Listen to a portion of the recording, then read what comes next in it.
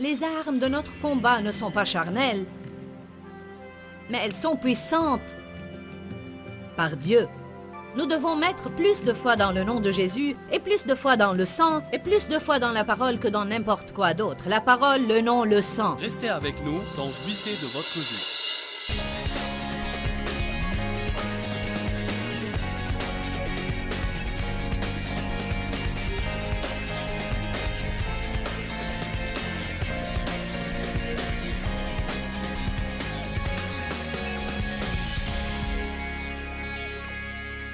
Il y a un tel message là, il est écrit. Nous devons apprendre comment utiliser la parole contre Satan et maîtriser cette épée à double tranchant. Il faut que vous répondiez à Satan. Mais voilà le verset que je veux que vous remarquiez et qui dit que les tentations viennent par cycle. Luc 4, 13. Et ayant épuisé toute tentation, un cycle complet de tentation. Le diable s'éloigna de lui jusqu'à une autre occasion et jusqu'au moment favorable. J'aime ce verset. Il me dit en fait que le diable va attaquer, attaquer, attaquer. Vous résistez à ses attaques, vous tenez bon, il vous laissera tranquille pour un peu de temps. Mais il vaudrait mieux ne pas dormir sur vos lauriers, il vaudrait mieux rester vigilant. Vaudrait mieux tenir bon, vaudrait mieux être attentif. Parce qu'il attend une autre occasion, il reviendra pour sûr et il essaiera quelque chose d'autre à un autre moment ou autre occasion. Nous pensons, quand est-ce que j'arriverai au point où je n'aurai plus à endurer toutes ces attaques de Satan? Quand vous ne serez plus sur cette terre. Je vais être très honnête avec vous. Si j'étais vous, je serais encore plus inquiète si le diable ne venait jamais contre moi, hein, que je ne le serais s'il venait contre moi. Parce que s'il ne vous embête pas, c'est que probablement vous ne l'embêtez pas.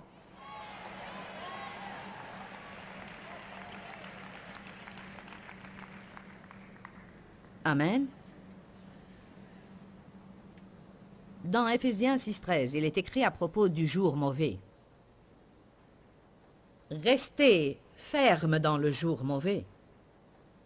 Je crois que c'est en ces moments de la vie que Satan nous attaque. Satan essaye de nous épuiser de différentes manières, et nous allons parler de ces différentes manières qu'il utilise pour nous épuiser physiquement et nous épuiser mentalement. Il essaye de nous épuiser spirituellement. Nous allons parler de ces tactiques dans un instant, mais premièrement, je veux vous parler à propos de quelques-unes de nos armes. 2 Corinthiens 10, 4 dit « Les armes de notre combat, nous sommes en guerre. Les armes de notre combat ne sont pas charnelles, ce ne sont pas des armes naturelles. Mais elles sont puissantes par Dieu. Nous avons des armes, mais ce sont des armes spirituelles. Tout d'abord, vous avez à apprendre comment résister à Satan. Vous lui résistez avec votre volonté, mais aussi vous devez le faire verbalement. La Bible dit dans Jacques 4, 7, « Soumettez-vous à Dieu, résistez au diable et il fuira loin de vous. » Il n'y a pas de raison d'essayer de résister au diable si vous allez continuer à désobéir sciemment dans votre vie. Une désobéissance intentionnelle et consciente. Vous ne pouvez pas prendre autorité sur Satan si vous vivez dans le péché. Nous péchons tous et nous faisons de mauvaises choses. Mais je parle de quand vous êtes conscient de ce que vous faites. Vous avez une révélation, le Seigneur vous a confronté et vous ne voulez pas vous rendre. Soumettez-vous à Dieu, et si vous croyez que vous faites du mieux que vous puissiez faire, quand Satan vient contre vous, vous devez parler et dire « Je te résiste, Satan ». Dans le nom de Jésus. Nous avons besoin d'une mini-leçon ici sur la puissance qui est dans le nom de Jésus. Il lui a été donné un nom qui est plus haut et qui est au-dessus de tout autre nom pour qu'au nom de Jésus, tout genou fléchisse dans les cieux, sur la terre et sous la terre. Il y a une puissance dans ce nom. Vous devez connaître la puissance de ce nom. Et vous devez connaître la puissance qui est dans le sang. Allez à Exode 12. Exode 12 est à propos de la Pâque. Je ne vais pas vous lire tout le chapitre, mais vous devriez le lire à partir du verset 1 jusqu'à arriver au verset 13. Je vais juste vous raconter l'histoire.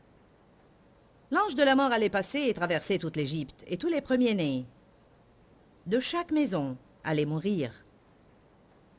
Mais Dieu a dit à Moïse, à Aaron et à son peuple, si vous prenez le sang d'un agneau et vous le mettez sur les montants et le linteau de toutes vos maisons, quand l'ange de la mort passera, il passera outre et toute personne qui se trouve dans votre maison sera épargné.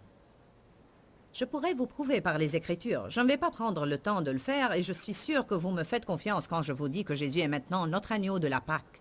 Il a versé son sang. Je ne crois pas qu'on profite du sang de Jésus aujourd'hui comme il faudrait. Je voudrais vous suggérer ce soir que s'il pouvait mettre le sang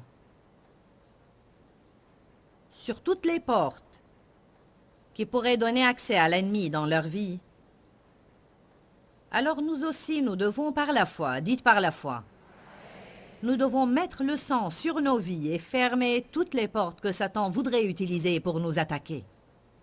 Pensez seulement à tout ce qu'ils ont eu à faire. Je veux dire, ils devaient tuer un agneau, écorcher l'agneau, drainer son sang dans une sorte de bac, prendre un essuie ou un bout de tissu ou quelque chose avec lequel prendre ce sang et puis le mettre partout dans la maison. Ça devait être vraiment sale. Mais ils l'ont fait, et l'ont fait par la foi parce que Dieu le leur avait dit. Ça devait sûrement leur sembler bizarre, ça devait paraître étrange. C'était quelque chose qu'ils n'avaient jamais fait auparavant et auquel ils n'étaient pas habitués. Nous devrions arrêter d'essayer de comprendre le pourquoi des choses et faire juste ce que Dieu nous demande de faire. Ce n'est pas différent de quand Dieu a dit à Noé de construire l'arche, etc., etc. Je crois qu'ils avaient eu à le faire physiquement, mais je crois que nous pouvons le faire par la foi. Appliquez le sang de Jésus dans nos vies par la foi. Peut-être vous n'avez jamais fait ça, ou que personne ne vous a jamais appris cela. Mais je crois qu'il y a une puissance dans le sang, et comme nous libérons la puissance qui est dans le nom de Jésus en proclamant le nom de Jésus, comme nous libérons la puissance qui est dans la parole en proclamant cette parole, je crois qu'il faut qu'on libère la puissance qui est dans le sang de Jésus en disant « J'applique le sang de Jésus-Christ sur ma vie et je crois que je suis protégé tant que je suis sous son sang. »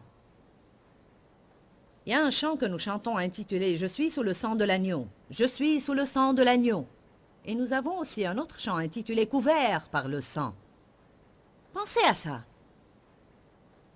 Souvent, quand je vais pour prier, comme les prêtres de l'Ancien Testament, avant de rentrer dans le Saint des Saints, ils devaient tremper un bouquet d'hysope qui ressemblait à une serpillière dans le sang et ils rentraient en aspergeant ce sang sur tout. En résumé, le sang devait aller au-devant d'eux pour purifier tout avant qu'ils puissent rentrer. Vous savez quoi? Nous n'avons pas le droit d'entrer dans la présence de Dieu, un Dieu saint. Nous n'avons pas le droit d'aller directement au trône et commencer à voir nos besoins satisfaits, excepté par le sang de Jésus. Souvent, quand je prie, je dis « Dieu, je te remercie pour le sang et je te demande de me purifier de nouveau dans le sang de Jésus. Et en rentrant dans ta présence, je te remercie parce que je suis justifié par le sang. » Je veux vous dire que je ne veux pas paraître dur, mais il nous faut aussi être imbibés de sang alors que nous rentrons dans la présence de Dieu. Mais nous le faisons par la foi. Vous êtes avec moi ce soir? Le sang précieux. Vous ne vous appartenez pas, vous avez été acheté pour un prix. La Bible dit très précieux, le sang de Jésus. Nous avons un CD de musique dans lequel tous les chants sont à propos du sang de Jésus. Et je l'ai fait exprès aussi, parce que Dieu m'a parlé il y a au moins 10 ans de cela, et a dit, les gens ont besoin de mémoriser des chants et des versets sur le sang dans leur cœur, pour que quand l'ennemi les attaque, ces paroles ressortiront d'eux et les fortifieront. On a eu un témoignage qui nous a été envoyé concernant ce CD et je n'ai qu'à croire que c'est la vérité. Je n'étais pas là-bas pour le voir, mais pourquoi cette femme prendrait la peine de nous appeler si ce n'était pas vrai? Elle a dit, j'ai été guidée à acheter ce CD musical et je l'avais dans ma maison, mais je ne l'avais jamais écouté. J'étais assise dans ma chaise une nuit en train de lire et tout d'un coup, j'ai senti le besoin de mettre ce CD qui parle du sang. Elle a dit, je me suis levée pour le mettre et immédiatement quand je l'ai fait, et sans avoir la moindre idée qu'il y avait un criminel juste derrière ma fenêtre, il a tiré exactement là où j'étais assise. Le coup a touché quelque chose dans la chaise, et puis il a rebondi pour toucher l'homme qui avait tiré le coup. Elle a dit, si ce n'était le fait que j'avais ce CD sur le sang de Jésus dans ma maison, j'aurais pu être morte maintenant. Je veux vous dire quelque chose. Il y a une puissance dans le sang et il y a une puissance dans le nom. Écoutez ce que je vous dis. Les armes de notre combat ne sont pas charnelles, mais elles sont puissantes par Dieu. Nous devons mettre plus de foi dans le nom de Jésus, et plus de foi dans le sang, et plus de foi dans la parole que dans n'importe quoi d'autre. La parole, le nom, le sang.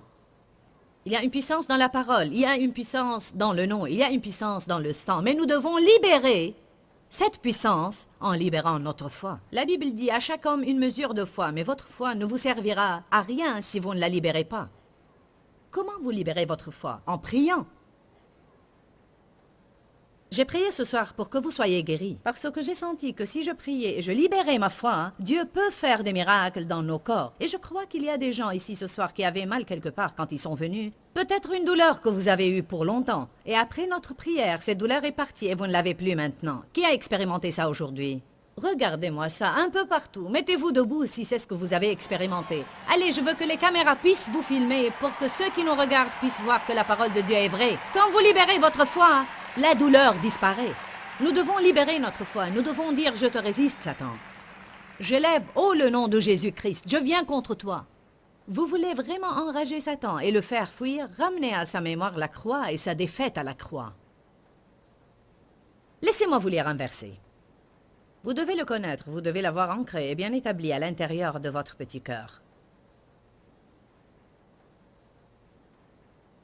Colossiens 2,15. Dieu a dépouillé les principautés et les puissances qui s'étaient unies contre nous et les a données en spectacle publiquement à la face du monde en les traînant dans son cortège triomphal par le pouvoir de la croix. Vous devez ramener à la mémoire de Satan Jean 4,4. Celui qui est en vous est plus grand que celui qui est dans le monde. Aucune arme formée contre moi ne saurait être efficace, mais toute langue qui m'accuserait en justice, tu la confondras et la feras condamner. Nous devons faire ce que Jésus a fait et qui est écrit dans Matthieu chapitre 16. Quand l'ennemi a utilisé un ami très proche, Pierre, pour essayer de prévenir Jésus de faire la volonté complète de Dieu. Vous savez que l'ennemi utilisera quelques-unes des personnes qui vous aiment le plus parfois pour essayer de vous empêcher de continuer avec Dieu. Ils n'ont pas l'intention de vous faire du mal, ils ne savent simplement pas ce qu'ils font. Parce que Dieu vous parlera à vous, mais n'a pas nécessairement à leur parler à eux. Alors ils ne comprennent pas ce que vous faites. Ça n'a aucun sens pour eux, alors ils essaient de vous empêcher de faire la volonté de Dieu. Quelques-uns ont besoin d'entendre ça aujourd'hui. Quand vous êtes nés de nouveau, les personnes qui sont montées contre vous le plus étaient les membres de votre famille. Qui est monté contre Jésus? Les membres de sa propre famille. Ses propres frères ont pensé qu'il était fou, un lunatique. Satan essaiera de vous frapper là où ça fait le plus mal. Il vous frappera dans le domaine de vos émotions. Il ne viendra pas contre vous à travers quelqu'un qui n'a aucune importance pour vous, mais il viendra contre vous là où ça fait mal. Pourquoi? Parce qu'il ne veut pas que vous progressiez. Il a peur de vous. Vous êtes nés de nouveau, baptisés dans le Saint-Esprit, et vous recevez une vision, et vous devenez dangereux pour le royaume des ténèbres.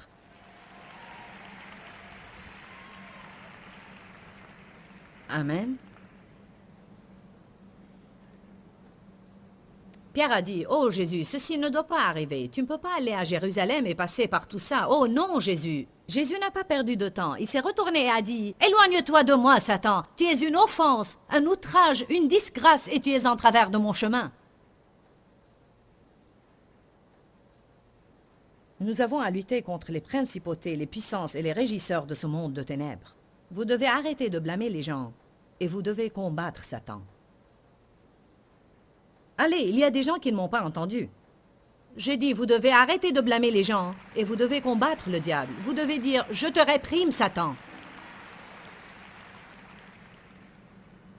J'ai appris quelque chose en étudiant ça. Matthieu chapitre 12. Non, attendez, je veux vous lire Exode 12, on ne l'a pas encore lu. Exode chapitre 12, versets 12 et 13. Cette nuit-là, je parcourais l'Égypte et frapperai tous les premiers-nés dans le pays d'Égypte, tant hommes que bêtes, et de tous les dieux d'Égypte, des minuscules. Je ferai justice, démontrant leur incapacité, moi le Seigneur, Dieu. Verset 13. Le sang sera pour vous un signe sur les montants et le linteau des maisons où vous vous tenez. En voyant ce signe, c'est-à-dire le sang, je passerai outre, et vous échapperez ainsi au fléau destructeur lorsque je frapperai le pays d'Égypte. S'il pouvait le mettre là-bas, avec un balai, pourquoi est-ce que je ne pourrais pas le mettre sur ma vie par la foi? Amen. Il y a quelque chose qui s'est passé dans ma vie, graduellement, pendant les 18 mois passés, et je réalise que ça a vraiment commencé quand j'ai commencé mon programme télévisé en Inde. Mais on ne fait pas toujours la liaison. Allez. Je regarde en arrière et je réalise que quand Dieu m'a appelé à son service, j'étais plutôt saine physiquement. Et il est presque risible comment pour les 10 années suivantes, j'ai subi des attaques sur différentes parties de mon corps.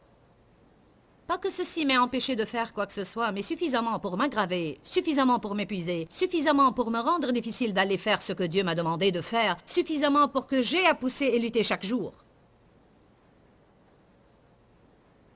Je peux littéralement dire, du haut de ma tête jusqu'à la plante de mes pieds.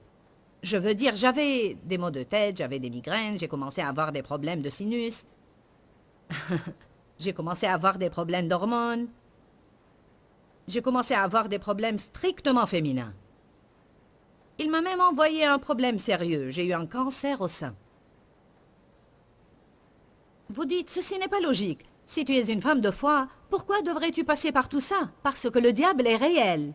Et il est vil. Et parfois, nous ne savons pas vraiment comment nous protéger nous-mêmes. Je ne sais pas, peut-être que parfois nous n'avons même pas assez de personnes qui prient pour nous, pour notre protection. Je n'essaie pas de tout comprendre. Tout ce que je sais, c'est que j'ai beaucoup appris à propos de tout ça. Je ne peux même pas vous dire combien de personnes viennent travailler avec nous. Et là, différentes choses commencent à se passer. Pourquoi? Parce que le diable veut les faire fuir. Je crois bien que dès que Charlie et Gilles ont commencé avec nous, Charlie a commencé à avoir des problèmes de dos. Est-ce que tu avais ce genre de problème avant que tu te joignes à nous? Pas autant. Il est venu et il a commencé à avoir des spasmes d'eau et autre chose. Vous ne réalisez pas les problèmes par lesquels passent et ont à endurer les gens qui vous servent. Vous pensez que vous seul passez par un problème. Qui a dit que vous deviez vous sentir bien avant de faire quelque chose pour Dieu? Et que vous ne pouvez pas avoir un problème et faire quand même quelque chose pour Dieu? Arrêtez de penser que votre vie doit être en parfait état avant de pouvoir faire quelque chose pour Dieu. Ouh! Alléluia! Nous sommes passés par tout ça, et pour être honnête avec vous, j'ai une meilleure santé aujourd'hui que je n'ai jamais eue. Et je subis toujours des attaques dans le domaine de ma santé, mais je veux vous dire qu'elles sont devenues beaucoup plus minimes. Mais je subis beaucoup plus d'attaques, physiquement, que Dave, parce que c'est par ma bouche que Dieu prêche et le diable n'aime pas ça du tout. Il vous haïra si vous faites n'importe quoi qui a de la valeur pour quelqu'un. Vous dites, mais je ne comprends toujours pas ça. Vous essayez d'aider les gens. Épaphrodite a travaillé dans le ministère, tellement qu'il a failli mourir. Vous devez honorer la loi de Dieu concernant le repos. Et ce que j'ai fait, ne le réalisant pas en ce temps parce que j'étais pleine de zèle pour aider les gens, c'est que je ne prenais pas le temps de me reposer. Je n'avais pas d'équilibre dans ma vie et j'ai moi-même ouvert cette porte à cause de ce déséquilibre. Si vous enfreignez une des lois de Dieu, et même au nom de Jésus, vous devez quand même payer le prix.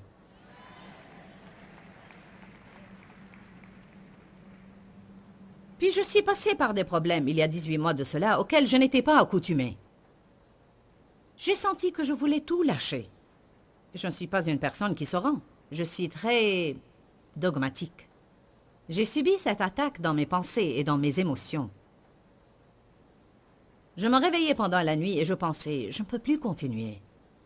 Puis je pensais, si je peux, j'aime ce que je fais. Je suis appelée à le faire. Bien sûr que je vais le faire. Qu'est-ce que je peux faire d'autre? Mais ces pensées me venaient jour après jour après jour. J'avais beaucoup de pensées qui étaient tellement folles et je n'osais même pas le dire à qui que ce soit parce que je pensais qu'ils allaient croire que j'avais perdu la tête. J'avais des sentiments différents.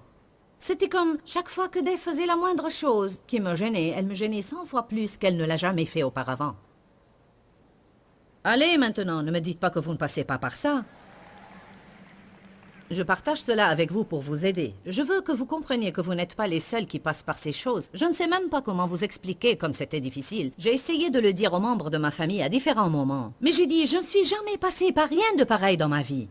C'était horrible. Je me réveillais en pleine nuit et l'ennemi m'attaquait dans mes pensées. Je me réveillais le matin et l'ennemi m'attaquait. Et tout ce temps, je continuais à faire ce que je faisais. Et j'allais mieux quand je prêchais qu'à aucun autre moment. Parce que quand la parole sortait de ma bouche, je n'entendais plus les mensonges de Satan. Je me suis réveillée un matin tôt vers 4 ou 5 heures pour aller aux toilettes et les idées me revenaient. Et j'y pensais, mon Dieu, quand est-ce que ça finira? Qu'est-ce qui ne va pas en moi? Puis j'ai pensé, peut-être j'ai ouvert des portes quelque part. Ou peut-être bien que j'ai un péché dans ma vie et j'ai ouvert une porte quelque part. Vous savez, vous commencez à avoir toutes sortes de pensées. Et tout d'un coup, Dieu m'a parlé avec le mot sorcellerie. Il a dit, tu es attaqué par la sorcellerie. Bien, j'ai compris le message. Je me suis mise debout et j'ai dit à voix haute, j'applique le sang de Jésus-Christ dans ma vie.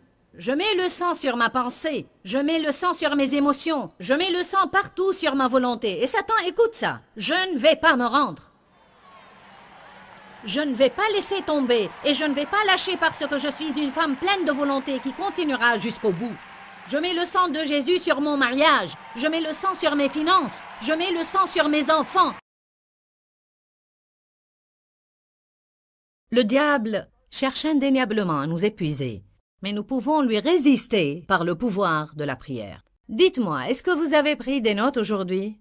Une des meilleures façons de profiter au maximum des enseignements que vous entendez quand vous regardez mon programme est d'avoir un crayon, un cahier de notes et votre Bible, et les choses qui réellement parlent à votre cœur, les phrases clés ou les écritures, notez-les simplement pour que vous puissiez continuer votre étude dans votre temps de prière. Le plus d'attention on donne à la vérité qu'on entend, et plus elle devient réalité dans notre vie. Ceci est juste une des façons que je peux vous encourager à faire pour que vous puissiez profiter au maximum de ces programmes. Prenez l'habitude de prendre des notes, notez les écritures, et puis cherchez-les dans vos Bibles par vous-même plus tard. Nous voulons vraiment que vous ayez une vie de prière puissante.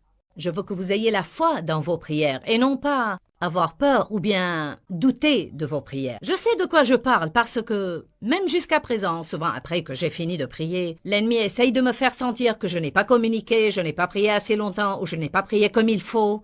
Et j'ai toujours à me rappeler de libérer ma foi dans mes prières et me rappeler que mes prières n'ont pas à être éloquentes ou longues. Il faut simplement qu'elles soient sincères.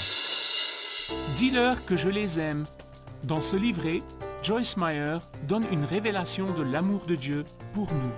Pour obtenir ce livret gratuitement, écrivez-nous à Joyce Meyer, boîte postale 40095-6300, Larnaca, Chypre. Ou bien visitez notre site web www.joycemeyer.org/fr.